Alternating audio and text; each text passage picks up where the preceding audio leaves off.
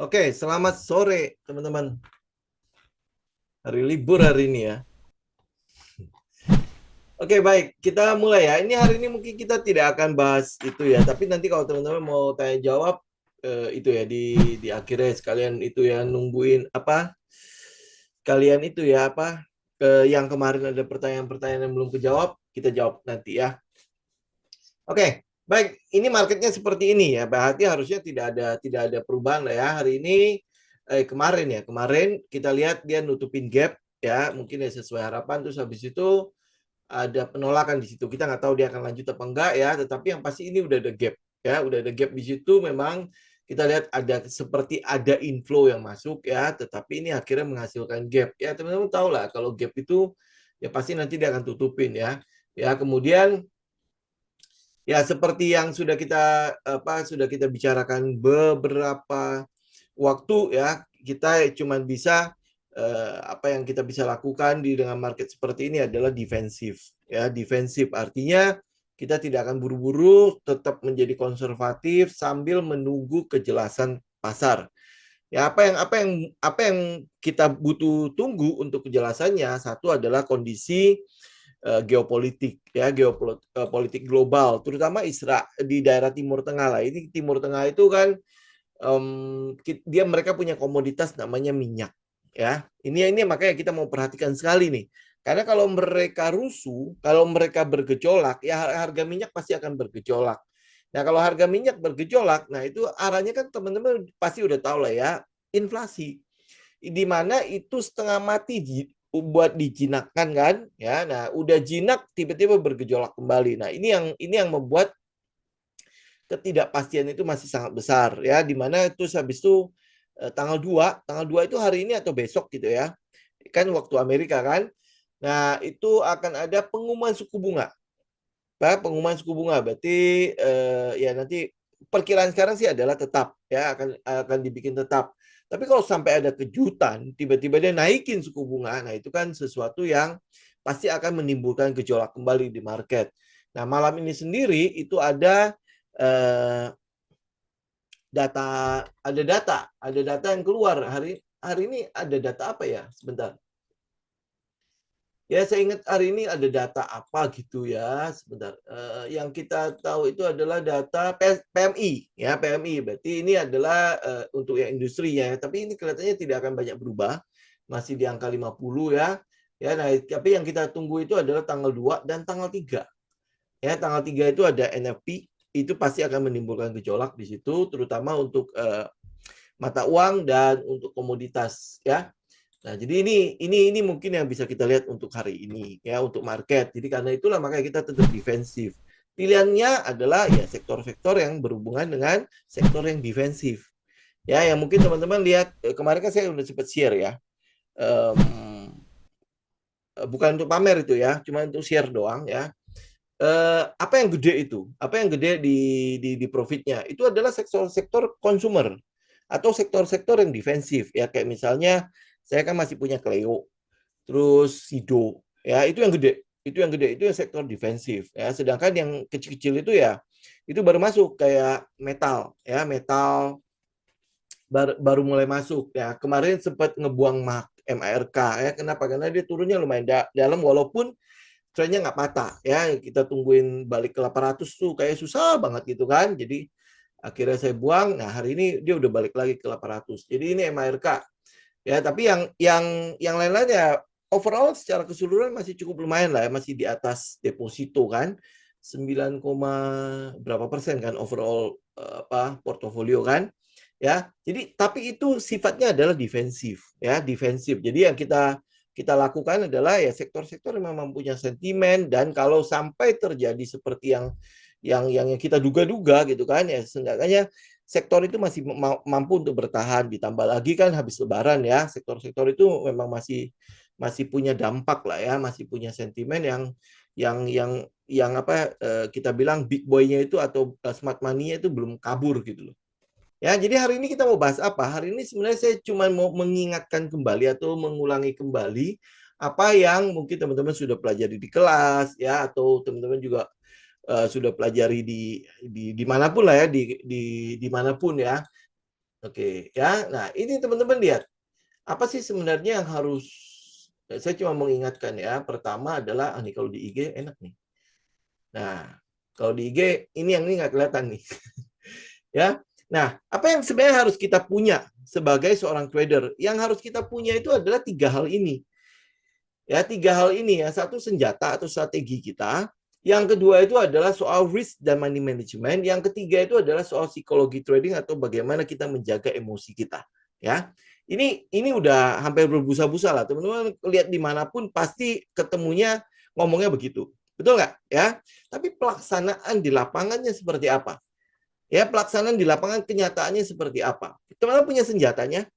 Yang ada itu yang seringkali yang kita lihat itu masuk ya udah masuk aja berdasarkan apa yang dengar dari selintingan mana, dari mana gitu kan. Oh, kayaknya ini bagus. Oh, ya udah hajar gitu kan. Nah, begitu habis dihajar, udah masuk nih, bingung gitu, mau ngapain gitu.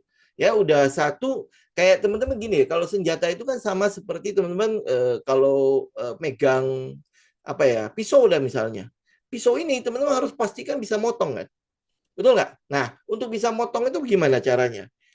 Pertama ya teman-teman harus asah atau seenggaknya belilah sesuatu yang baru di eh, apa pengrajin senjata ya yang pasti dia udah asah. Nah, seandainya kalau senjata itu tidak tajam lagi, maka lu asah lagi. Betul nggak? Ya. Nah, apakah itu bisa menjadi tumpul senjata itu? Jelas bisa. Sangat mungkin bisa ya. Artinya memang mungkin ada keadaan market yang perlu kita lakukan adjustment. Sehingga kita butuh strategi yang berbeda saat market seperti apa. Jadi market pada saat market lagi bagus, ya lu pakai senjata apa itu pasti jadi. Ya kan? Even itu adalah senjata yang tumpul pun lu bisa dapat untung. Pada saat market direction kita itu bagus. Ya, ya kayak waktu zamannya COVID kemarin, teman-teman lihat deh, lu nggak usah pakai senjata, nggak usah belajar apapun, lu jadi kan? Bener nggak? Lu merem aja, lu pilih saham apapun jadi. Betul ya? Ya. Nah, teman-teman jadi ingat dong, berarti pada saat market lagi bagus-bagusnya, lu punya senjata, lu pasti akan dapat keuntungan yang lebih baik. Betul nggak? Ya. Tapi kalau pada saat market lagi jelek, bagaimana kita? Senjatanya tetap sama. Tetapi yang kita adjust, kita sesuaikan adalah cara kita menggunakan senjata itu. Karena kalau senjata itu terus dihantam-hantam tapi kosong, itu lama-lama kan tumpul kan. Daripada kita ngantam-ngantam terus, kita pilih-pilih. Ya, kapan ada kesempatan untuk ngantem dan pasti kena. Gitu ya, baru kita apa kayak teman-teman lihat sniper lah ya. Sniper kalau misalnya mau nembak gimana? Dia harus memastikan semuanya, arah angin lah, inilah ya, jarak antara dia nembak, kemungkinan besar pelurunya belok dan lain sebagainya. Dia nembaknya gitu kan? Ya kenapa? Karena peluru yang dia punya itu nggak banyak. Ya, nah kalau dalam keadaan market seperti itu, ya dia pasti akan memastikan dengan benar kalau dia nembak pasti kena gitu loh. Ya itu pada saat market direction-nya tidak bagus. Ya itu makanya kenapa kalau teman-teman lihat ya strategi yang kita pakai di CanSlim, walaupun dia ada 6 karakter udah bagus. Ya ini 6 karakter sudah menunjukkan adalah saham juara banget. Dari sisi fundamentalnya sudah juara, dari sisi teknikalnya sudah juara. Lah ini kenapa dia tidak kemana-mana? Ya, nah kenapa? Karena ada salah satu faktor yang akan mempengaruhi ke 6 faktor itu, yaitu market directions. Ya, jadi kalau market direction-nya sedang tidak tidak di pihak kita, maka kita cuma perlu adjust ya, melakukan penyesuaian terhadap senjata kita. Kapan gue tembaknya? Ya, sedangkan kalau market lagi bagus-bagusnya, lu nggak mungkin ninggalin market. Bahkan kalau bisa sebanyak mungkin gue bisa motong kan. Kenapa? Karena saat itulah kesempatan kita untuk mendapatkan banyak big win di sana. Ya kan? Gitu loh ya. Nah, itu strategi. Jadi lu mesti tahu kapan menggunakannya, kapan tidak menggunakannya bahkan gitu ya. Jadi perlu tahu itu. Satu ya. Kedua adalah soal risk management. Sebagus apapun senjata lu, sebagus apapun senjata lu, market itu kan tidak bisa teman-teman tebak. Ya. Ya yang saya pernah bilang, trading itu adalah mencari uang dalam ketidakpastian. Itu ya. Nah, mencari uang dalam ketidakpastian, maka hampir boleh dikatakan peluang terbesar untuk kita memperoleh kerugian itu gede. Itu besar sekali. Ya, karena itulah makanya kita butuh risk management. Betul nggak? Ya, kerugian itu adalah hal yang pasti dalam trading. Ya, kerugian itu adalah hal yang pasti dalam trading. Nggak usah bilang trading deh ya. Teman-teman kalau tidak punya senjata, tidak punya strategi, berarti sebenarnya teman-teman sedang berjudi. Ya, berjudi ya, kayak judi online, dan segala macam yang sedang lagi marak-maraknya ya. Itu yang teman-teman lakukan. Ada nggak senjata atau cara yang teman-teman bisa pakai untuk mengalahkan bandar judi online? Ya, bahkan Menkominfo ya. Menkominfo sama satu lagi menteri siapa gitu ya, saya lupa ya. Dia sudah mengatakan dengan sangat jelas, lu nggak mungkin bisa mengalahkan mesinnya bandar dalam hal judi online, gitu kan? Jadi kalau kalau itu hal yang tidak mungkin lu kalahkan, ya ngapain lu masih ada di situ? Untuk berharap bahwa kalau bisa ini gue bisa dapat uang muda kan di situ kan, benar nggak? Ya, padahal nggak pasti. Gitu. Nah, balik lagi ke trading. Kalau trading lu tanpa senjata itu sama aja kayak judi. Ya, nah, kalau misalnya teman-teman pakai senjata, peluangnya apa? Peluangnya masih ada 50-50. Kita masih punya strategi untuk bisa dapetin uang atau tidak dapetin uang. Ya, nah di sini kenapa fungsinya risk management itu dibutuhkan oleh seorang trader. Karena kita belum tahu ini apakah strategi yang kita gunakan, trading plan yang kita sedang susun ini bakalan sesuai dengan plan kita atau tidak. Yang kita butuh jaga adalah bagaimana kalau tidak sesuai. Ya, makanya sering kita analogikan trading itu adalah bisnis. Kalau trading itu lu terjemahkan ke dalam bahasa Indonesia kan adalah artinya adalah dagang kan. Ya, nah kalau orang dagang, apa yang teman-teman lakukan? Ya, apakah lu dagang gitu ya, langsung buka toko, langsung berjaya, terus lu bisa buka cabang di mana-mana tanpa strategi? Nggak mungkin kan? Ya, sangat tidak mungkin. Lu lihat kayak Mika Cowan gitu ya, itu kan ramai banget.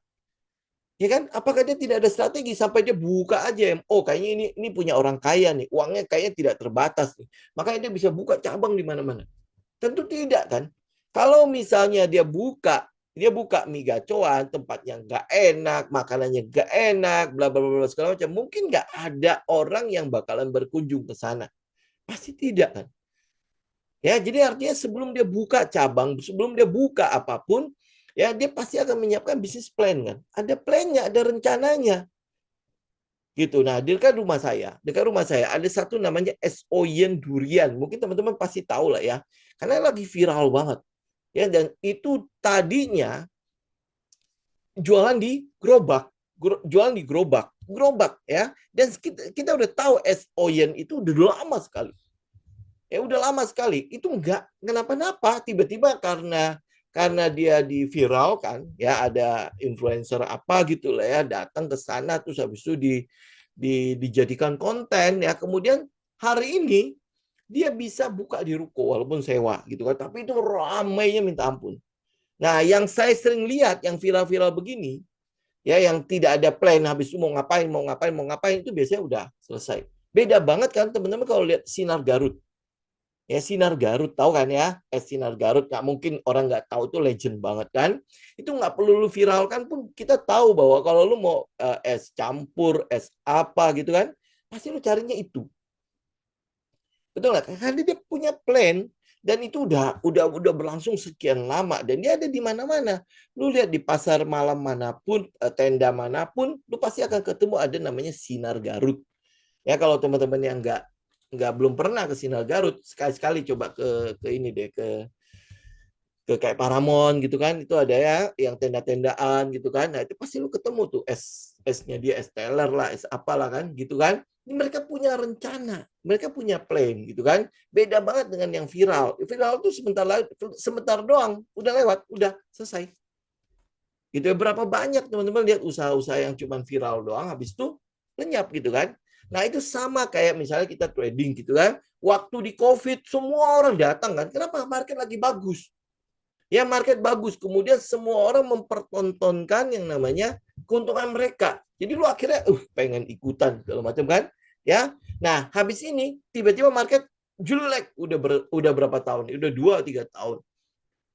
Ya, apa kabar mereka yang angkatan COVID? Ya hilang kemana? Banyak kok yang akhirnya mengundurkan diri. Bahkan sudah ada yang komen, oh kayaknya gue nggak bakat banget di trading segala macam. Sebenarnya bukan masalah bakat nggak bakat. Ini adalah masalahnya lu konsisten ngikutin aturan nggak? Ya kita ada di jalan yang pas nggak gitu loh. Kalau lu cuma akhirnya ya cuma mampir sebentar, pergi lagi gitu kan. Begitu ada trend lu nongol lagi, kemudian pergi lagi. Jadi kayak orang apa ya? Kita bilang bisnisnya bisnis apa namanya itu ya? Yang cuman oh ada yang bagus ya, oh udah gue ikutan kayak investor gitu loh, gue ikutan, oh bisnisnya nggak bagus, gue tarik uangnya, datang lagi ya, itu oke sih bagus, itu kayak trader juga kan ya. Kenapa? Karena lu lihat plan itu ada yang bagus di situ ya, nanti abis itu lu kabur lagi cari lagi yang lain gitu ya, jadi akhirnya bisnis itu jatuh bangun gitu kan. Nah kita kita butuh apa ya, nah, kan balik lagi kan di sini kan, lu tahu strategi lu apa, kemudian habis itu lu tahu gitu loh kalau market tidak selamanya atau setiap hari memberikan keuntungan kepada kita, bahkan satu strategi pun itu tidak ada yang 100% menang. Karena dia tidak ada 100% menang, maka dari itu kita punya namanya risk management. Bahkan kalau misalnya teman-teman tahu ya, banyak sekali buku-buku tentang strategi. Ya, lu mau lihat Mark Minervini, di mana dia dalam 1 tahun bisa untung ribuan persen, ya kan?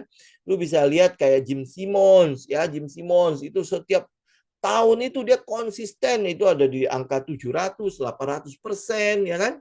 Ya, lu bisa lihat kayak Warren Buffett ya, jangan ngomong trader terus. Ya, lu bisa lihat hari-hari ini ya Mark Minervini yang masih hidup gitu kan. Kalau misalnya yang udah yang baru-baru ini meninggal kayak misalnya William J. O'Neill ya, itu mereka konsisten mendapatkan keuntungannya dan itu mereka punya yang namanya strategi. Kita pakai kok strateginya William J. O'Neill di mana Ken Slim ya kita pakai. Terus kita pakai strateginya si Wyckoff ya kan. Wyckoff sudah meninggal berapa lama kan? Kita masih pakai sampai hari ini. Dan itu kita lihat jalan gitu. Nah, tetapi ada loh orang yang menggunakannya tetapi enggak memberikan keuntungan seperti yang kita lakukan. Nah, kenapa itu? Ya kenapa itu? Karena kan soal bagaimana cara lu memegang senjata. Ini soal jam terbang akhirnya nanti kita bicara kenapa gitu kan. Nah, karena ada namanya proses, ada namanya proses dan progres ya, maka kita butuh risk management lagi. Ya kan apalagi kalau teman-teman baru mengenal, baru tahu ini megang senjata begini ya. Ya. Jadi lu butuh proses kan untuk bisa mempelajari nih kalau gue mau potong daging, ada yang kalau misalnya dagingnya tipis potongnya harus begini. Ya atau lu mau potong daging kayak rendang gitu kan berarti yang gede-gede ya. Potongnya harus begini. Itu dan sebagainya kan itu kan lu proses cara menggunakannya. Ya, nah selama lu proses, selama proses dan progres itu, lu butuh risk management. Karena gue butuh tahu nih, kapan gue pakai senjata itu, kapan gue enggak. Kenapa ya dia bisa untung, kenapa gue tidak? Kenapa ya? Ya dia terus ya dapat dapat untung ya, kayaknya portonya terus naik gitu ya, kok gue enggak? Kenapa ini? Itu namanya proses kan, ya proses. Ya, yang penting adalah proses lu di jalan yang benar. Ya, kalau lu cuma berproses, prosesnya gimana? Satu strategi tidak jalan, ganti lagi ke yang lain, ganti lagi yang ke yang lain. Lu merasa itu proses. Ya padahal lu seperti duduk di kursi goyang. Lu merasa bergerak, tetapi sebenarnya lu cuma di tempat doang. Ya cuma goyang-goyang-goyang di tempat doang. Gitu kan? Nah, jadi untuk bisa memuluskan progres ini selama proses lu tidak sampai ancur-ancuran, maka kita butuh risk management. Ya kita butuh risk management. Ya, nah terakhir psikologi trading. Teman-teman lihat deh. Ya lihat deh. Kayak misalnya kalau psikologi trading akan lebih berasa pada saat lu di forex ya, pada saat lu pakai time frame yang kecil-kecil. Ya, kok orang itu kayaknya gue udah nggak copy paste deh ya strateginya dia. Oh ini lo cara gue masuknya dan lain sebagainya kan. Tapi pada saat lu masuk, pak itu, oh dia jalan bener, dia jalan. Ya, dia berjalan, tapi habis itu dia balik lagi. Pada saat dia balik, lu lihat emosi lu deh. Kenapa? Kenapa gue bisa ngomong begitu? Ya karena kan kita ada di forex kan. Di situ kita berasa banget kenapa psikologi trading itu sangat-sangat penting. Bagaimana kita menjaga emosi kita itu sangat-sangat penting. Ya itu yang kita lihat gitu loh. Ya, nah karena itulah makanya seorang trader butuh tiga-tiganya, nggak bisa salah satunya. Lu nggak bisa cuma punya senjata doang, ya kemudian habis itu risk management segala macam lu nggak pakai, akhirnya tetap hancur-hancuran. Lu merasa lu udah tahu segalanya tentang technical, ya tetapi akhirnya apa? Lu merasa bahwa gue udah pegang senjata, tapi kok nggak cuan-cuan juga. Ya itu karena apa? Karena lu kurang melengkapinya dengan risk management, apalagi dengan tidak mengendalikan emosi, ya. Nah akhirnya kalau dijabarkan, oh ini nggak bisa lagi. Nah geser aja IG-nya. Nah kalau akhirnya dijabarkan, itu kurang lebih kayak gini. Kalau senjata, lu butuh tahu apa? Sebenarnya senjata itu gampang kok. Ya kalau kita di technical, kita bicara adalah bagaimana cara gue mencari harga murah dan harga mahal. Ya karena di indeks, ya, indeks harga saham gabungan, kita kan cuma kenal satu arah. Berarti lu cuma perlu mencari apa? Harga murahnya di mana? Ya kita cuma butuh tahu harga murahnya di mana. Gitu. Win rate-nya. Kalau gue tahu nih harga murahnya, nah berarti kan gue tinggal backtest.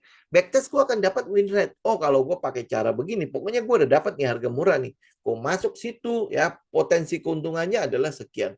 Ingat, win rate itu tidak ada yang 100%. Tidak ada yang 100%. Ya, ingat itu ya. Jadi lu nggak usah cari win rate yang atau strategi yang 100%. Percuma, buang-buang waktu. Gue cuma butuh sebuah strategi dengan win rate 40-50% cukup itu buat saya. Ya kenapa? Karena nanti gue tinggal proteksi semua strategi gue dengan risk management. Ya nanti di sini teman-teman akan lihat kayak risk ratio. Gue cuma mau tahu adalah ini harga murah, oke. Risknya berapa? Resikonya berapa? Oh resikonya 1. Kalau dia jalan, maka kita akan dapat minimal reward itu 2. Ya, jadi sehingga kalau lu punya win rate cuma 40% sekalipun, 40%, ya hanya 40%, artinya dari 10 kali transaksi lu cuma untung 4. Ya, cuma untung 4. Ya, nah kalau 4 lu kalikan 2, kan sekali keuntungan 2 kan, lu akan dapat 8. Ya, tapi kalau kalah berarti 6 kali 1. Ya kalah cuma 1, ya artinya gua kalah berarti gua akan dapat 6. Ya, gua akan kurangin 6. Dari total 10 transaksi itu, gue masih bisa plus 2. Gue masih bisa plus 2. Artinya itu udah cukup buat gue. Ya, untuk di awal. Untuk awal. Ya, jadi artinya gue udah mulai profit konsisten di situ. Gitu kan. Win rate minimal 40% sebenarnya udah cukup. Dengan risk reward ratio 1/2. Kebayang nggak teman-teman kalau dalam perjalanan ternyata risk reward ratio kita bisa 1/3, bisa 1/4, atau 1/6. Tentu itu akan memperbesar keuntungan kita kan. Ya, nah jadi strategi itu teman-teman setelah dapat, teman-teman harus bisa backtest. Akhirnya tahu win rate-nya berapa. Ya, winning rate-nya berapa. Ya, nah saya mau katakan minimal 40% aja, lu nggak usah cari yang sempurna banget. Ya, kenapa? Karena nanti di progresnya, di prosesnya, ya lu proses ya, lu tahu kapan menggunakannya dan kapan tidak menggunakannya. Win rate itu otomatis naik. Jadi bukan diganti strateginya. Walaupun lu kalah 6 kali, nanti lama-lama lu akan kalahnya lebih sedikit. Kenapa? Karena lu udah tahu, oh lu mulai paham. Paham dengan marketnya, paham dengan pasarnya. Kenapa dia begini? Kalau misalnya gue masuk support resisten ya. Kalau gue masuk persis di supportnya, kenapa dia sering kali kena stop loss gue? Jadi akhirnya apa? Lu tinggal mempertajam itu. Lu turunin sedikit. Lu turunin sedikit, nanti lu akan dapat ada level namanya level kunci ya, atau key level gitu. Nanti teman-teman akan dapat di situ. Nah kalau teman-teman lihat ya, key levelnya tadinya gue ambil shadow pun gue ambil gitu kan, shadow pun gue ambil sebagai support resisten. Gue turunin, sekarang gue mau ngambil close-nya aja. Ya, nah sehingga nanti teman-teman akan pelan-pelan, win rate-nya gue akan bertambah. Ya itu kan bisa mendapatkan itu karena dari pengalaman. Ya, pengalaman lu bisa dapat dari mana? Dari kesalahan-kesalahan. Dari walaupun win rate-nya 40%, 6 kali 60%-nya kalah, justru kekalahan itu adalah tempat kita belajar. Lu kalau nggak pernah kalah, lu nggak akan pernah belajar. Ya, nah kalau lu udah dapat win rate yang udah bagus-bagus, ya akhirnya kan orang nggak mau belajar lagi. Nggak apa-apa. Nggak apa-apa lu nggak mau belajar lagi, it's okay. selama win rate lu udah lumayan tinggi, ya udah lu nggak usah ganti-ganti lagi. Gitu ya. Nah, kemudian konsisten. Konsisten apa? Konsisten dengan satu strategi, satu senjata yang lu pakai. Satu senjata itu yang tadi saya bilang, win rate-nya akan bertambah seiring dengan pengalaman jam terbang lu. Gitu. Ini yang orang yang nggak sabar. Dia nggak pernah konsisten. Nggak bekerja. Nggak bekerja. Sama, ini kenapa saya ngerangkum ini semua. Karena kita hampir 2 tahun lah ya. 2 tahun benar-benar kita seriusin yang di Forex. Ya saya menemukan bahwa, ini benar, ini bukan sekedar teori loh. Ini adalah sesuatu yang saya rasakan sendiri ya. Nah, ini pengalaman saya, ini ya perjalanan trading saya. Dan akhirnya ya saya mau mencoba untuk mengingatkan teman-teman sekaligus ngingatin saya. Ya, kalau di saham saya mungkin akan jauh lebih tenang karena kita pakai time frame daily kan. Ya. Nah, kemudian pindah ke Forex. Ya ampun, itu dulu saya pernah sampai ke 1 menitan kan, betapa emosinya luar biasa. TikTok. Oh, kayaknya cepet banget ya. Nggak bisa. Kita mundurin ke 15 menit. Ya, nggak bisa juga. Saya mundurin ke 1 jam. Ya, agar apa? Agar saya ketemu dulu nih psikologinya. Saya butuh tahu nih marketnya seperti apa. Gitu kan? Ya, ini tujuannya apa? Cari senjata loh. Senjata yang tadinya saya pakai di time frame gede, ya, ternyata kalau di time frame kecil itu bukan begitu pakainya. Jadi saya harus melakukan penyesuaian kan di situ kan, adjustment perlu saya lakukan di situ, sehingga makanya saya bilang win rate nggak perlu cari yang gede-gede, lu cari yang 40% udah cukup. 40% udah cukup ya. Tetapi kalau dia win ya. Ya ini bisa win gede ya. Ini yang kecil-kecil ini gampang sekali untuk kita tutupin. Ya. Nah, kemudian kalau lu mau cari senjata, ingat selalu follow the big money. Kalau tadi kita mau lihat adalah harga murah di mana. Jadi gue mau masuk di harga murah. Nah, sekarang lu tambahin pada saat harga murah, di situ nongol nggak yang namanya buyer, dia yang namanya big money, yang namanya smart money. Jadi lu mau ikutin flow-nya dia. Nah, gimana caranya? Itu clue-nya. Lu kalau cari senjata cuma cari itu aja. Nggak usah apa namanya cari yang susah-susah. Pokoknya lu dapat aja flow-nya gimana, kemudian lu dapat harga murahnya gimana, udah itu aja lu pakai. Win rate-nya 40%, it's okay, nggak apa-apa. Ya, nah pelan-pelan lu walaupun dengan konsisten dengan satu senjata itu, win rate lu akan bertambah. Ya, tinggal lihat aja. Ya, itu yang saya rasakan. Ya, saat saya bangun kembali ya, strategi di Forex ya. Nah, kemudian risk management apa sebenarnya yang lu perlu lihat di situ ya. Yang kita perlu lihat ini udah sering kali saya ngomong ya, 5 hal yang pasti dalam trading. Lu pasti akan dapat weak win. Lu pasti akan dapat weak win. Ya, lu mau ada senjata nggak ada senjata, lu pasti akan dapat itu. Pada saat market lagi bagus, wah itu mah apa kita bilang makanan muda kan ya, lu pasti akan dapat big win ya. Saya yakin teman-teman waktu di COVID juga pasti udah dapat lah ya, big win yang itu kan. Nah, itu kenapa mudah? Catat ya, catat. Nah, kan makanya lu bisa lihat market pada saat lagi bagus, jangan tinggalkan market itu. Jangan tinggalkan market itu karena tidak setiap saat market seperti itu. Tidak setiap saat. Kalau dulu ada namanya siklus 5 tahunan, ada siklus 10 tahunan, ada siklus 25 tahunan. Sekarang kayaknya udah susah untuk melihat itu. Ya, ini kayak sekarang nih COVID ya. COVID ini udah berapa lama nih setelah waktu market bagus? Kita udah hampir 3 tahun kan lewatin kan. Nah, apakah tahun keempat, tahun kelima itu bisa ngulangin lagi hal yang sama? Nah, ini kita mau lihat siklusnya. Nah, kita bisa tahu siklus itu gimana. Lu lebih lama di market, pasti teman-teman akan bisa ngerti bahwa itu ada siklus. Ya. Nah, kemudian dalam siklus-siklus itu ada namanya rotasi. Ya, ada rotasi. Jadi kita mau ikut dalam rotasi itu. Itu adalah yang kita bilang follow the big money. Ikut gajahnya. Gajahnya kemana? Kayak sekarang misalnya contoh ya. Orang bilang, oh BCA, BBRI bagus. Oh iya bagus. Nanti ke depannya. Lu kan tinggal fokus di mana harga murahnya. Pada saat dia capai harga murah sesuai dengan strategi, lu baru masuk di situ. Ya. Nah, kemudian teman-teman harus ingat, lu kalau udah main di big cap, jangan harapin beggar. Ya, lu udah main di big cap, jangan harapin beggar. Apalagi ngarepin big cap beggar dalam waktu singkat. Wah, itu gimana ya? Itu adalah blessing in the skies kalau sampai lu bisa dapat tiba-tiba gitu kan. Beggar untuk big cap. Itu blessing in the skies. Gitu. Jadi lu mesti tahu gitu kan. Ya, ini mengerti makanya kan semua itu adalah ada pembelajarannya. Ada lu mesti ngerti market itu flow-nya bagaimana. Nah, kalau lu mau dapat beggar ya kita nggak cari di big cap.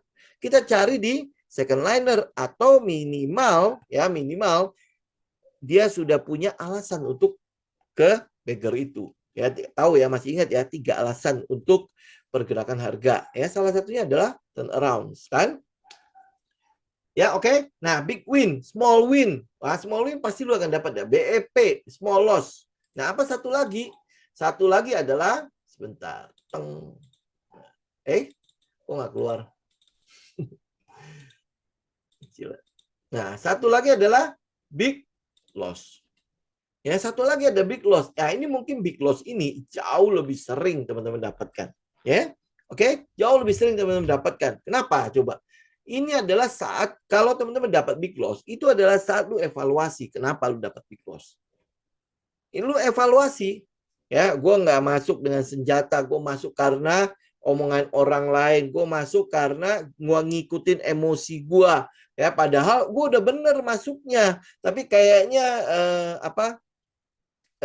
akhirnya market kayak berbalik gitu kan, gue nggak mau keluar ya, gue nggak mau keluar juga ya. Kemudian habis itu gue berpikir bahwa market nanti ini harga nanti juga akan balik lagi, ini saham bagus ya dan lain sebagainya, dia turun terus nih ya, akhirnya gue dapat big loss, kemudian gue nggak tahan lagi ya, gue lepas. Itu adalah bahasa-bahasa klasik kok untuk semua orang yang mengalami big loss termasuk saya ya, klasik banget gitu loh. Kita mempertahankan kerugian kita. Udah itu titik. Udah gitu aja, intinya di situ. Kita mencoba untuk mempertahankan kerugian kita karena apa? Kita tidak mampu untuk menerima kenyataan bahwa kita salah. Ya, paham ya? Saya pikir ya, ini pasti teman-teman banyak lah yang merasakan hal yang sama lah ya. Kalau lu mau mengakui kalau lu salah, lu nggak akan kena big loss. Ya, caranya bagaimana? Di situ makanya kenapa kita gunakan yang namanya stop loss. Jadi kita tidak mau berspekulasi. Kan gue udah punya senjata kan. Senjata ini kapan dia tidak bekerja gue tahu. Ya walaupun akhirnya kena stop loss gue dan akhirnya dia terbang kembali ya. Ya, nah itu gue mau memperbaikinya aja. Gue nggak perlu kayak kita bilang, wah ya ampun kalau kayak gini gue nggak usah pakai stop loss. Ya, karena pas stop loss gue sering kena. Itu yang salah. Gue tinggal memperbaiki tata letak stop loss gue di mana. Gue tinggal memperbaiki di mana harga murah yang sesungguhnya. Belajar dari mana? Belajar dari kesalahan. Ya, belajar dari kesalahan. Ya, orang masalahnya ya, teman-teman lihat deh hidup sehari-hari kita. Lu mau nggak belajar dari kesalahan? Kalau bisa, gue nggak salah. Benar nggak? Ya, itu bukan salah gue. Kalau bisa itu nggak ada hubungan sama gue. Gue pasti selalu benar. Ya, karena kalau gue ngakuin salah, konsekuensinya banyak. Gue nggak mau. Padahal ini kita trading loh. Kita mencoba untuk bertumbuh kan. Ya, lu tidak akan mendapatkan pertumbuhan di tempat-tempat yang nyaman. Ini saya bukan sedang memberikan motivasi ya. Tetapi ini adalah kenyataan dalam trading itu begitu. Yang perlu lu pelajari adalah kapan lu salah. Di tempat lu salah itu banyak sekali hal yang bisa lu perbaiki. Ya, pada saat lu benar gimana? Ya, pada saat benar, gue tinggal mempertahankan itu saja udah cukup.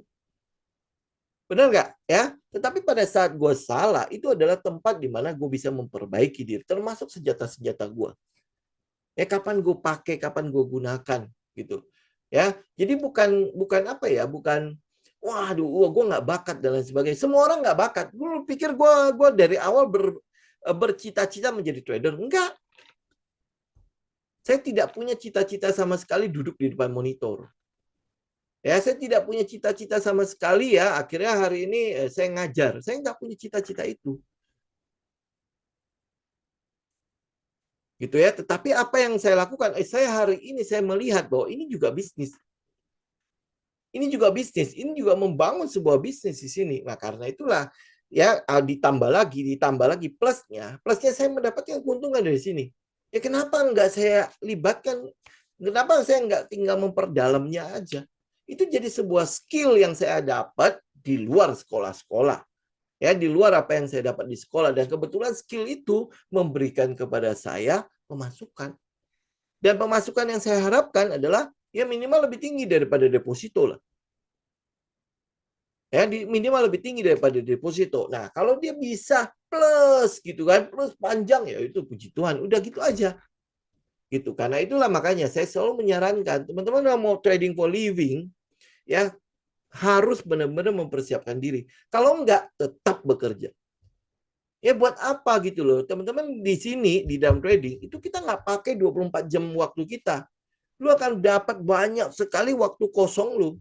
Nah, waktu kosong itu apalagi lu masih muda ya, tidak dipakai ya kalau menurut saya itu cukup berdosa ya. Lu punya talenta yang lebih tetapi lu cuma menggunakan 1-2 talenta itu. Ya, jadi talenta yang lebih itu pasti nanti akan diperhitungkan. Itu jadi buat saya ya saya menyadari di dalam perjalanan trading saya pikir ya udah full time aja gitu kan. Nah, begitu full time lu nggak punya waktu lu kosongnya banyak banget. Ya kosong akhirnya Netflix kan, ya, main game ya dan sebagainya. Yang akhirnya membuat waktu lu itu tidak digunakan sebagaimana mestinya. Lu menyanyiakan waktu itu. Lu bisa berbuat lebih banyak lagi. Gitu. Jadi ya nggak usah sampai harus trading for living.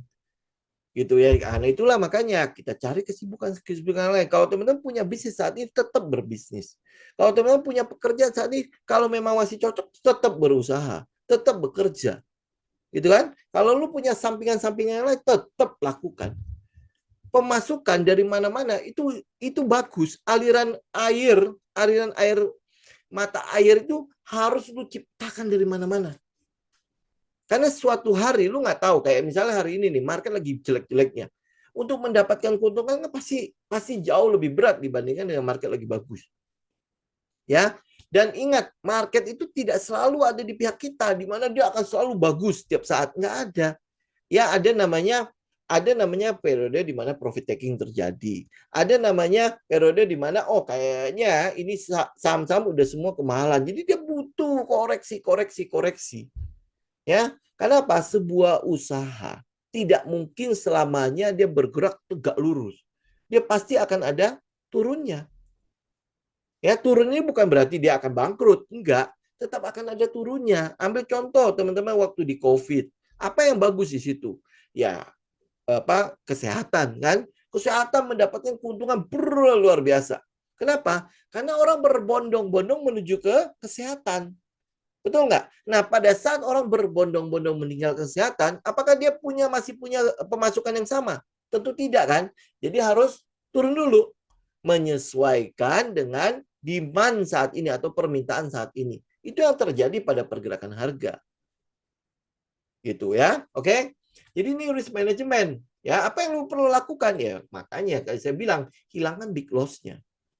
Ya, big loss itu bisa teman-teman hilangkan dengan cara apa? Dengan cara satu lu punya senjata. Lu tahu keadaan market, kapan lu pakai, kapan lu nggak pakai. Dan lu tahu nih senjata ini cuma bisa win 40% lo. Ya, jadi mungkin aja gue cut 10 kali itu baru akan putus. Atau gue cut 6 kali dia baru akan putus. Gitu kan? Nah, karena gue ada peluang rugi itu 60%, maka dari itu gue punya yang namanya stop loss. Ya, gue punya namanya stop loss ya, sehingga dia cukup sampai ke small loss. Dia cukup sampai sini. Jadi nggak ada namanya rumus big loss di dalam trading saya. Jadi sehingga lu cuma punya 4 pilihan ini. Big win, small win, BP, atau small loss. Jadi kalau lu lihat komposisi ini, kalau dia kena stop loss, apa yang terjadi pada trading kita? Small loss. Ya, small loss gue bisa 6 kali, bisa 7 kali loh. Ya, tetapi kalau misalnya dalam 3 kali win itu, 3 kali win, 1 aja big win, yang 7 kali loss itu kan sebenarnya gampang untuk lu tutupin. Ya, setuju nggak? Ya, nah tapi sembari dengan progresnya, maka big win rate gua akan bertambah. Oke, sembari berproses, berarti proses itu di tempat yang benar. Ya, ingat ya, proses itu bukan berarti oh ini nggak guna nih, buang. Ini nggak guna nih, buang. Ya buang, pindah-pindah terus strategi lu, nggak akan konsisten. Lu nggak akan ngerti gitu loh. Ini sebenarnya senjata ini pakainya sekarang, ini pakainya sekarang, ini pakainya sekarang, ini pakainya sekarang. Lu jadi nggak paham di situ. Ya, itu risk management. Nah, kemudian habis itu psikologi trading. Ini yang mungkin juga saya harus katakan ini penting sekali. Ya, penting sekali teman-teman. Harus bisa percaya sama senjata lu. Misalnya contoh, gue udah masuk nih. Ya dia jalan sebagaimana mestinya. Gue masuk, gue entry berjalan sebagaimana. Tiba-tiba dia berbalik arah. Pada saat dia berbalik arah, keuntungan lu tambah kecil kan? Tambah kecil, tambah kecil. Padahal lu lihat trennya nggak ada yang berubah sama sekali. Tetapi emosi lu mengatakan bahwa gila nih keuntungan gue kok tambah kecil, tambah kecil. Oh jangannya kena stop loss. Daripada dia kena duluan, gue cut dulu. Ya, lu cut. Oke, dapat small win nggak apa-apa. Tapi akhirnya dia bergerak menuju ke target lu.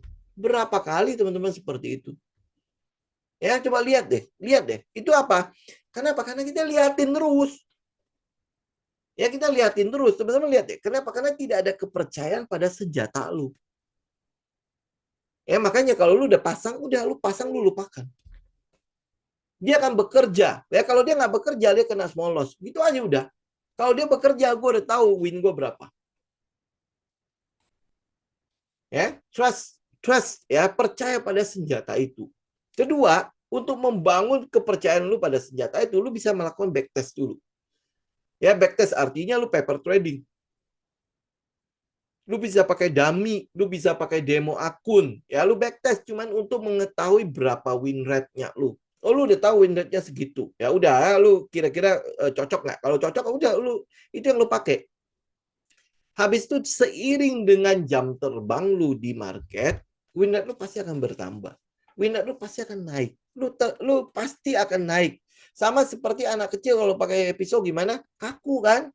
Ya sama kayak lu kalau misalnya baru pertama kali nyetir mobil, gimana? Gimana pada saat lu pertama kali nyetir mobil? Pasti kaku. Zaman sekarang mungkin udah agak gampang lah. Kenapa? Karena Matic kan ya. Ya, Matic lu tinggal nggak ada kopling-koplingan lagi kan? Tinggal ke apa dari N ya, tinggal lu pindahin ke D, abis itu udah lu tinggal jalan. Ya nggak lu yang soal PP-an segala macam udah nggak pusing lah ya, D1, D3, lu nggak usah pusing itu dulu. Lu tinggal masukin gigi, udah habis itu jalan. Koplingnya lepas, remnya lepas, sorry kok masih kopling sih. Remnya lepas, udah tinggal injak gas selesai. Ya kan? Nggak ada gigi satu, gigi dua. Lu mungkin lebih gampang sekarang. Tetapi walaupun dia gampang, tetap lu masih kaku kan. Di awal itu lu masih kaku kan. Ya, kalau mau belok kiri kadang-kadang nggak pakai sen. Benar nggak?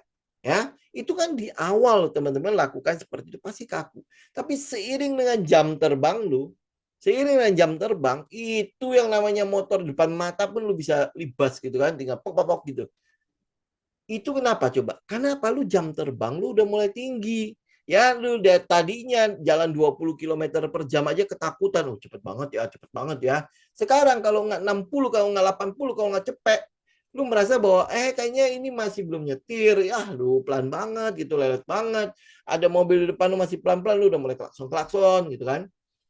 Ya, itu apa? Seiring dengan jam terbang lu udah merasa lebih percaya diri dengan melakukan lu dengan nyetir mobilnya lu. Sama halnya dengan trading. Senjata yang lu pakai seiring dengan jam terbang, dia akan jauh lebih presisi. Lu tahu gimana cara masuknya. Kemudian habis itu lu berani untuk tinggalin. Gue tahu gue ruginya berapa. Gue tahu kalau dia sampai dia gue connya berapa.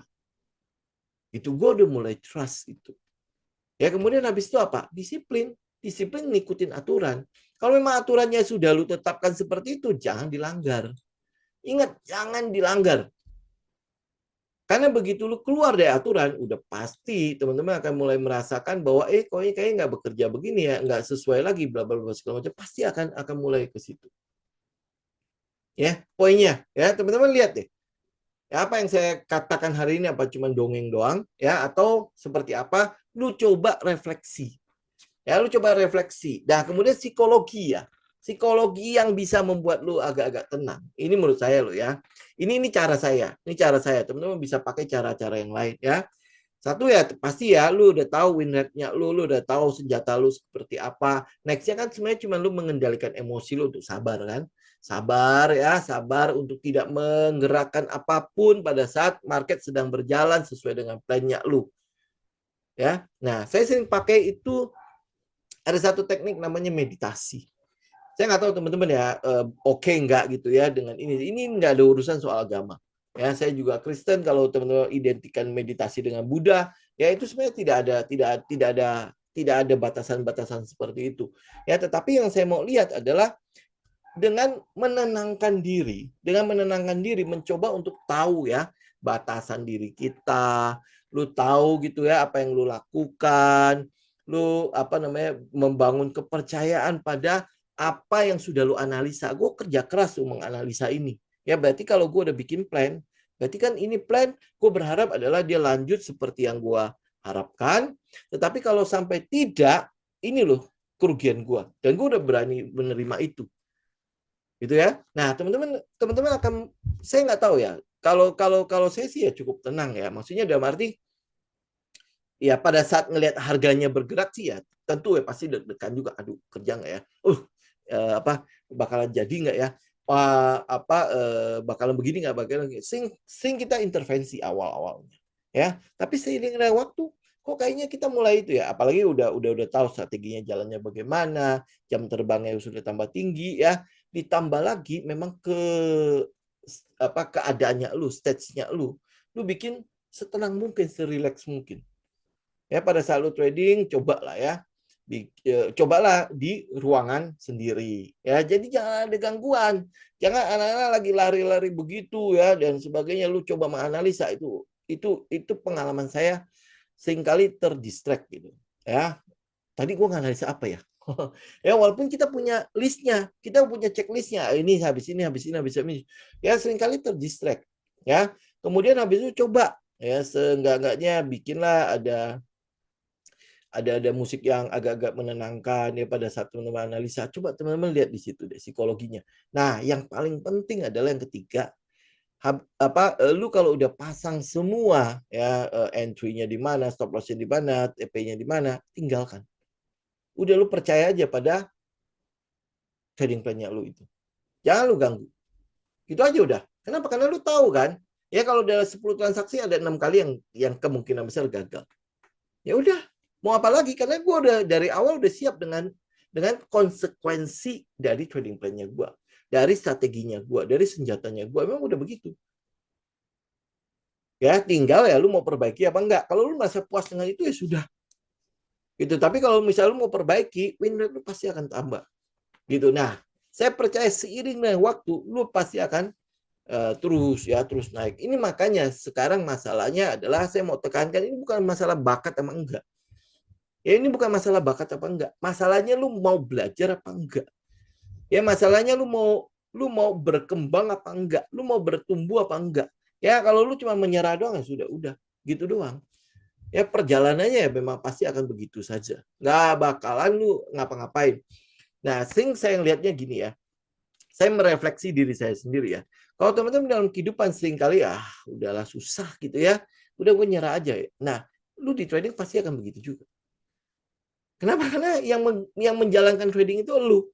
Kalau memang kepribadian lu di kehidupan sehari-hari ya kayak gitu ya. Kau pengennya santai, kau pengennya nyaman. Ya, kalau bisa udahlah lu kasih tahu gue lah kapan masuk, kapan keluar lah. Gitu kan? Nah, di dalam trading lu pasti akan begitu gitu loh. Tidak akan jauh-jauh berbeda karena itulah lu. Gitu. Apa yang lu lakukan di tradingnya itulah lu. Gitu dalam kehidupan kita sehari-hari. Coba lihat deh. Ya karena itu yang saya lihat. Ya saya mencoba untuk merefleksikan ya kurang lebih kayak gitu. Ya kalau dalam ya lu nggak kuat-kuat banget gitu ya dengan segala resiko, nah lu dalam trading juga sama akan begitu. Ya kalau di kehidupan sehari-hari ya, lu konservatif, lu trading pasti akan konservatif. Jadi jangan mengambil sesuatu yang agresif karena berlawanan dengan lu. Ya lu di dalam hidup sehari-hari lu konservatif ya. Mau bisnis mikirnya 1000 kali gitu kan. Ya, dalam trading jangan ngambil sesuatu yang berhubungan dengan scalping atau swing.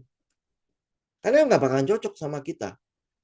Gitu. Ini juga akan mempengaruhi psikologinya lu ya, lu orangnya seperti apa gitu kan, kayak sama kayak gini deh ya, orang Leo gitu ya, orang Leo disuruh ya, dia kan tipikal leader ya, tipikal leader ya, lu jadikan dia anggota ya, lu jadikan dia follower, itu nggak bisa.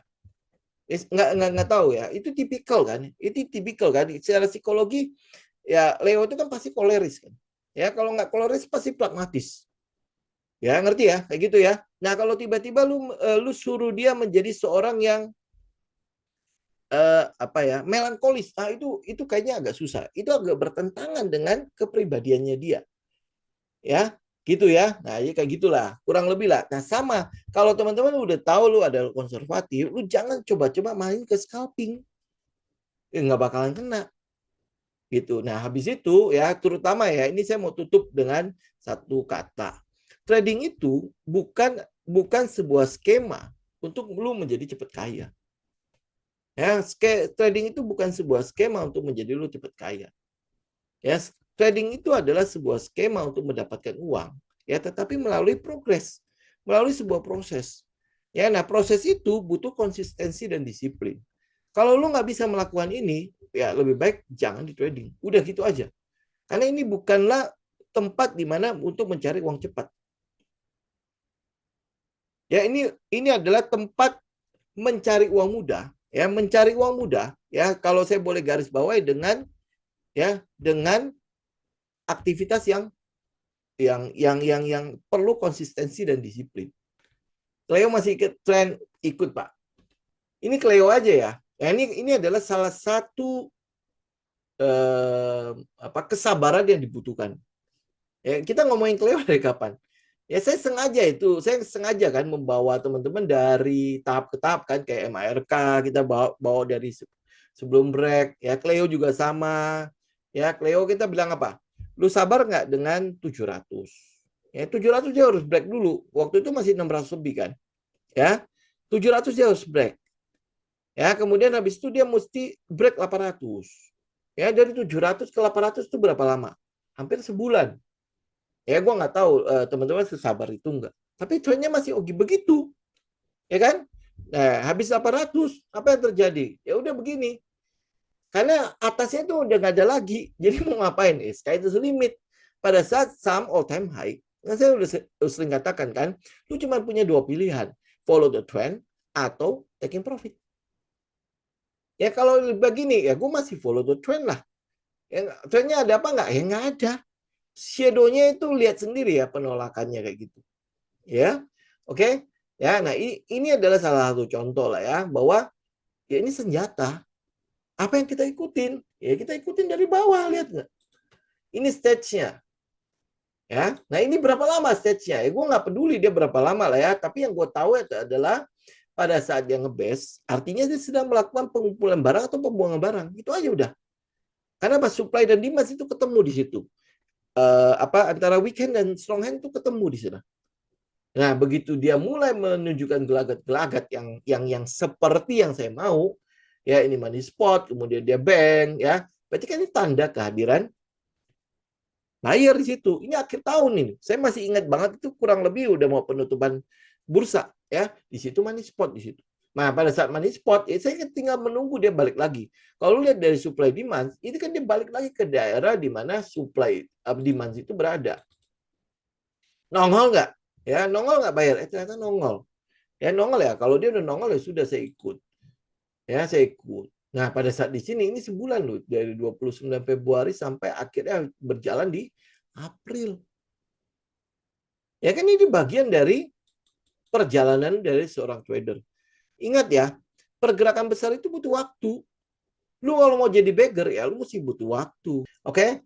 Itu kurang lebih. Jadi ini adalah proses. Coba teman-teman lihat prosesnya. Nah, ini hal yang sama. Kalau teman-teman misalnya ikutin TAPG, ya, TAPG kan yang saya sedang lihat itu, kemarin kan saya udah lengkapin ya sentimennya kan. Yang saya lihat dari TAPG itu adalah B, sekarang kan masih B35 kan. Nah, ini udah diuji coba B40. Ya, B40 berarti 40%-nya adalah CPU. Nah, kalau teman-teman lihat TAPG, itu kan dia gede ke AKR dan ke Pertamina kan, itunya CPO-nya, sama DSNG. Ya, cuman DSNG kan agak susah ya kita secara teknikal kan. Ya, kenapa? Karena buat baca volumenya kan agak susah kan. Ya, jadi akhirnya DSNG kita buang. Ternyata kalau kita lihat TAPG, kok kayaknya cocok. Ya, kayaknya cocok, ya kan? Nah, dia udah rally, di sini kan rally ya, kemudian dia udah sempet ngebest. Ya, apa itu artinya best? Ya, berarti kan dia ketemu tuh apa seller sama buyer sedang bertempur di situ. Ya, pertempurannya kira-kira siapa yang menang? Ya, kita mau tunggu justru. Ya, kapan? Pada saat dia break resisten. Ya, pada saat dia break resisten ini. Begitu dia break resisten, nah kalau kita lihat ke sebelah kiri, itu artinya apa? Artinya sideways ini kemungkinan besar akan selesai. Kan kalau sideways itu, pengertian umum sideways itu adalah di mana supply dan demand itu ketemu. Artinya seller sama buyer itu ketemu. Ya, apa yang mau dijual sama seller diambil sama buyer, apa yang dijual oleh buyer diambil sama seller. Jadi ketemu. Maka dari itu ada sebuah istilah, kalau dia lagi sideways lebih baik lu nggak trading kan. Betul, kita nggak trading di situ. Tapi justru area sideways itu adalah golden, ya, golden area-nya kita. Kita mau lihat siapa yang menang. Kalau yang menang seller, gua nggak ikut. Kalau menang buyer, itu ya adalah waktunya gua ikut. Itu kan? Ya. Nah, ini sama kayak gini. Lu lihat TAPG sama si Cleo, sama nggak posisinya? Ini TAPG datang dari downtrend, kemudian habis itu dia konsolidasi, terus ini mencoba untuk naik, ya kan? Nah, sedangkan Cleo dia datang dari uptrend. Uptrend berarti dia reakumulasi, next jalan lagi, ya. Nah, apa yang teman-teman lihat dari sini? Ini sebenarnya kan strategi yang sama, ya. Ini gonjang ganjing gue nggak peduli, ya sama. Ini gonjang ganjing gue juga gue nggak peduliin, ya. Tetapi begitu dia udah mulai masuk ke dalam setupnya kita, senjatanya kita, loh kok kenapa dia begitu? Ya kita cek, bener, ya dia jalan, terus habis itu LPS, dia jalan, ini masih sempat turun lagi, habis itu LPS. Ya LPS, nah kita cuma tinggal menunggu dia break, ya breakout. Begitu dia breakout, ya udah kita tinggal follow the trend. Nah ini juga sama, posisinya adalah kita tunggu dia breakout. Ya, tinggal habis itu, ya jalan apa enggak? Ya kita cuma mau lihat buyer yang menang apa seller yang menang. Kalau buyer yang menang, gue ikut dong. Ya, nah gejala-gejala kan udah mulai kelihatan. Ya, di sini ada money spot. Kemudian habis itu kita tinggal tunggu komet.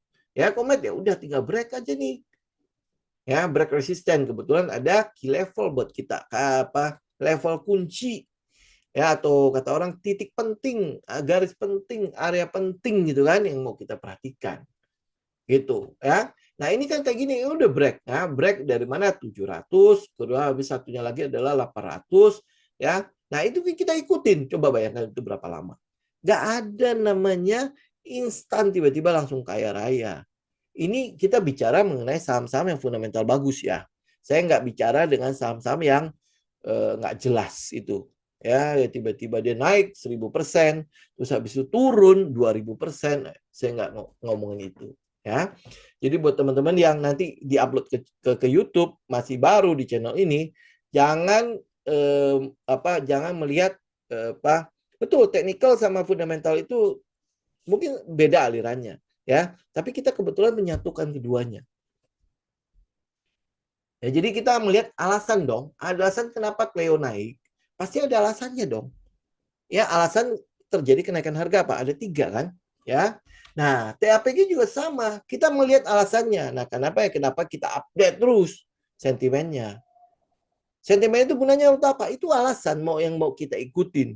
Nah, sama kayak hari ini kita bicara mengenai kenapa eh, rupiah turun terus, ya kenapa indeks itu kayaknya mengkhawatirkan dan lain sebagainya. Ya karena apa? Ada sebuah alasan dia terjadi seperti itu. Ketidakpastian. Nah, ketidakpastian ini kita butuh update.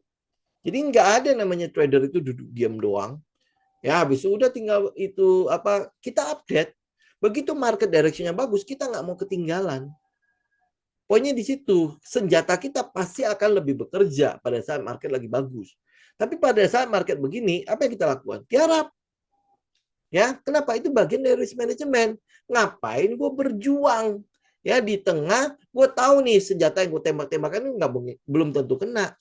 Ya kan lebih baik gue simpan dong peluru gue untuk ditembak pada saat yang tepat. Gitu. Itu bagian dari psikologi, bagian dari risk management. Jadi senjata udah ada, tapi kenapa nggak ditembak? Karena kita tahu bahwa sia-sia, peluru satu kan mahal. Ya, gue tembak kalau nggak kena stop loss. Ya, stop loss gue bisa 1% dari modal gue. Ngapain kalau memang market nggak bagus sih, simpen lah. Ya, buat makan enak segala macam 1% lumayan. Lu punya 1 miliar itu 10 juta loh. Ya, 10 juta lu bisa makan enak, men. Betul nggak? Ya, gitu. Jadi daripada gue udah tahu ini market nggak gitu bagus, ngapain gue tembakin? Karena apa kemungkinan besar kena stop loss gue akan lebih besar. Ya gue simpen aja. Ya tunggu nanti keadaan lebih baik. Jadi bukan berarti trader itu harus setiap hari ada di market, enggak. Lu bukan trader kalau lu tidak setiap hari bisa buka posisi. Enggak, gue nggak pusing itu. Gitu. Uang gue loh masalahnya. Ngapain gue harus melihat itu? Karena yang saya tahu aturannya adalah market direction nggak bagus, maka peluang kita untuk menang itu kecil. Tapi kalau market direction bagus, gue nggak nembakin senjata, gue bodoh. Justru pada saat market nggak bagus, gue lebih baik gue diam diri. Gitu. Ya, oke. Semoga hari ini ya teman-teman bisa lah ya kita coba lah sama-sama kita coba berubah. Jadi bukan berarti kita nggak punya bakat, enggak. Kita cuma mau tahu kapan market itu bekerja, kapan market itu tidak bekerja untuk senjata kita. Lu harus punya pegangan itu. Ya, balik lagi ke tadi, ke hal-hal ini. Oke, teman-teman. Jadi miliki itu semua, pastikan lu punya. Ya, pastikan lu punya. Ya, habis itu tinggal step by step. Harus ada progresnya, harus ada prosesnya. Ya, tinggal setia atau tidak pada proses itu. Ya, kalau lu setia pada prosesnya, intinya ini ya, proses di jalan yang benar ya. Kalau lu setia pada itu, teman-teman pasti akan ketemu sesuatu yang bagus di ujungnya. Oke? Ya, saya pikir cukup dulu untuk hari ini ya. Kita ketemu nanti di hari Jumat. Ya, hari Jumat ya kita tinggal lihatlah perkembangannya seperti apa. Tapi poinnya hari ini harusnya itu menjadi topik yang ya seenggaknya bisa itu ya saling mengingatkan lah ya, mengingatkan saya juga ya, mengingatin teman-teman ya apa yang teman-teman pelajari di kelas juga ya, semua itu ya berhubungan dengan ini ya. Oke, thank you semuanya teman-teman. Kalau misalnya ada komentar apapun ya silakan teman-teman tinggal komentarin aja ya, ya komentar apapun saya terima lah ya. Kadang-kadang juga yang jelek-jelek juga saya terima aja gitu kan ya. Tinggal sesuaikan dengan karakter masing-masing saja. Oke? Ya, thank you semuanya. Sampai ketemu nanti di hari Jumat.